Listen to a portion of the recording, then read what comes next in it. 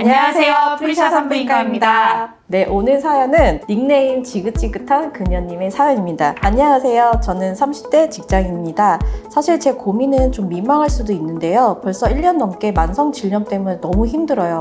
처음에는 피곤해서 그런가 싶었는데 며칠 약 먹고 괜찮아지면 또 재발하고 냄새도 심하고 가렵고 분비물도 많아지니 일상생활이 너무 불편해요. 심지어 남자친구와 관계도 꺼리게 되더라고요. 혹시 병원에서 좋다는 약은 다 먹어본 것 같은데 왜 자꾸 재발하는 걸까요? 그냥 포기하고 살아야 하나 싶을 정도로 지긋지긋합니다. 이 굴레에서 벗어날 해법이 정말 있을까요? 원장님 제발 도와주세요. 저희도 사실 진료실에서 많이들 물어보시는 질문 중에 하나거든요. 그래서 이 사연을 주제로 오늘 얘기를 좀 나눠보도록 하겠습니다. 사실 진료실 오시는 분들 중에서 이제 만성질염으로 많이들 오세요. 많이들 오시죠. 질염 오시는 네. 분들 중에 반 이상이 만성질염이긴 해요. 네네네. 근데 어쨌든 벗어날 수 있다는 거를 결론으로 좀 얘기를 드리고요. 확실히 알려주시나요, 원장님? 아유, 네. 질염 때문에 병원에 온다라고 하면 급성 질염이 있고 그다음에 이제 만성 질염이 있는데 아무래도 이제 병원에 오게 되는 경우 이제 불편한 증상이 있으니까 오게 되잖아요. 그래서 대부분 이제 급성기에 오시기 때문에 급성 질염이 있으면 이제 약을 드려야죠. 약이라는 거는 뭐 항생제, 종류를 이제 드리는데 이제 만성 질염이 있으신 분들의 특징이 이렇게 약을 먹을 때는 좋아지기는 해요. 좋아진 상태가 쭉 유지가 되어야 되는데 약 먹을 때 뿐이고 약을 끊으면은 다시 이제 재발을 한다는 게 이제 문제거든요. 그래서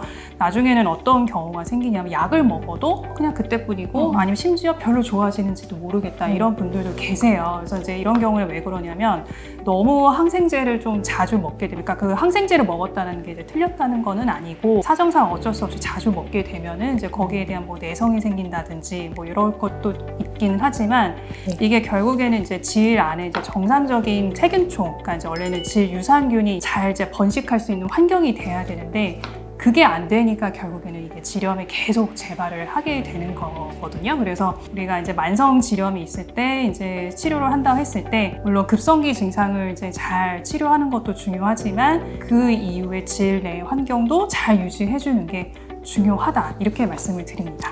맞아요. 항생제를 쓰면은 이제 그 질염을 일으키는 안 좋은 균만 죽이는 게 아니고 네네. 그 유익균들 질 안에 그쵸. 있는 질 유산균과 사실 같이 죽어버린단 말이에요. 그렇죠. 네. 그렇다면 우리가 그 만성질염을 치료한다고 했을 때 뭐 어떻게 치료를 하는지 아니면 우리 뭐 산부인과만의 어떤 뭐 좀 방법, 노하우가 있으신지 좀 궁금하네요.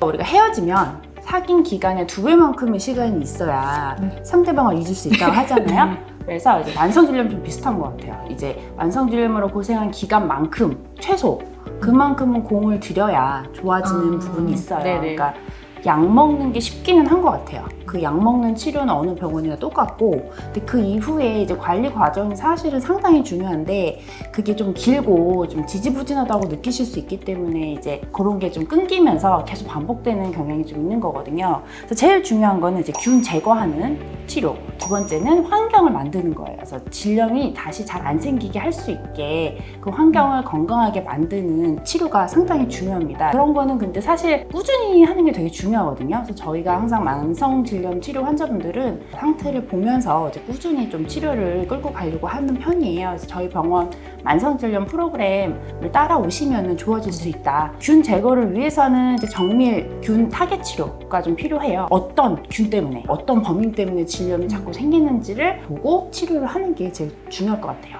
그리고 또 처음에 유산균 얘기를 좀 드렸는데요. 유산균이 좀 있어야 유해균이 번식을 막 하려고 하다가도 이렇게 눌리면서 잘 안 생길 수가 있거든요. 그래서 유산균을 조금 잘 살 수 있게 환경을 만들어 주면서 동시에 유산균을 주입해 주는 것도 좋다고 생각합니다. 그래서 이제 그런 치료를 좀 동시에 하는 편이고요. 제일 중요하고 너무 중요한데 별로 그게 좋아지는 느낌이 팍 오질 않아요. 그렇기 때문에 이제 중도 포기를 하거나 아 이게 뭐야 몰라 이렇게 할 수가 있는데, 근데 제가 아까 헤어진 사람을 잊기 위해서는 그 그만큼 2배만큼의 기간이 필요하다고 했잖아요. 만성질염 고생한 시간만큼은 조금 참고 그 관리 치료를 따라오는 게 좋을 것 같아요. 관리 치료, 질 점막 리모델링이라고 저희 병원에서 네네. 표현을 하는데 네. 어떤 치료가 있을까요? 만약에 뭐 유산균만으로도 좀 어렵다라고 하면은 질염이 좀 만성적으로 있으신 분들은 보면은 그 질 점막이 좀 얇거나 좀 건조하시거나 좀 이러신 분들이 좀 많으시거든요. 그래서 맞아요. 그 질 점막의 어떤 이제 재생을 이제 좀 돕게 해주고 또 이제 뭐 혈류가 좀 잘 갈 수 있게 좀 치료를 해주시는 게 좋은데 고주파 레이저라든지 CO2 방식의 어떤 레이저를 쏜다라고 하죠. 이제 그렇게 해서 이제 제가 아까 말씀드린 이제 그런 부분에 있어서 이제 질 점막의 재생을 좀 도와주면 아무래도 이제 질 환경이 좋아져야 또 유산균도 또 잘 증식을 할 거 아니에요. 그래서 그렇게 하면은 아무래도 이제 좀 만성 질염이 많이 좀 개선 효과가 좀 있다 이렇게 말씀을 드립니다. 이게 피부랑 비슷한 것 같아요. 건성 되게 심한 사람들 세수하고 막 피부가 막 찢어질 듯이 막 건조해갖고 그런데 아토피도 네네. 그렇고 보습이 중요하다 그러잖아요.